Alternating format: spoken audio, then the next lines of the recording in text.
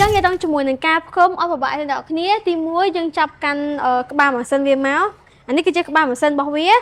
ហើយបន្តមកទៀតគឺយើងយកដងវាដងរបស់វាអញ្ចឹងយើងต้องមួយដងគឺយើងមើលជាមួយនឹងក្បាលវាឡើងនេះ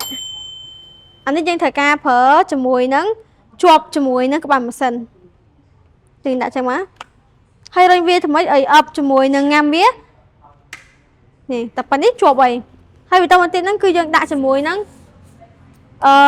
ក្បាលរបស់វាអានេះគឺសម្រាប់ក្បាលយើងបូមលើ floor អូខេតែប៉ុណ្នេះបានហើយនេះប៉ុណ្នេះរួចrồiអញ្ចឹងបើសិនជាយើងត្រូវការបដូរក្បាលទៅក្បាលមួយទៀតយើងអាចដោះពីកន្លែងនេះក៏បានដែរដោយសារហ្នឹងវាប្រើជាប់មួយម៉ាស៊ីនយើងដោះកន្លែងនេះចេញមកពេលយើងដោះយើងចុចcáiនេះនេះឲ្យទាញវាដកចេញមកអូខេតែប៉ុណ្្នឹងទេហើយយើងដាក់មួយក្បាលថ្មីបាទថ្មីនេះគឺយើងមើលបែបនេះមកយកនេះមកដាក់ខាងលើប៉ុណ្នេះមកយើងហុញវាឲ្យខ្លាំងជួបបាត់ហ្នឹងនេះ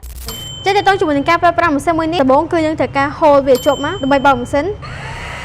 អូខេអញ្ចឹងតើតជាមួយនឹងកន្លែងនេះគេហៅថាកម្រិតភាគរយថ្មមានន័យថាចន្លោះពី 20% ទៅ 60 ពី 60 ទៅ 100 អញ្ចឹងណាវាមានតែ3កាំនឹងទេហើយឡើងនេះគឺជាកន្លែងយើងបដូរ function អញ្ចឹងមានន័យថាម៉ាស៊ីនមួយនេះមានតែពីរកម្លាំងទេកម្លាំងខ្សោយជាមួយនឹងកម្លាំងខ្លាំងកម្លាំងខ្សោយគឺវាសេល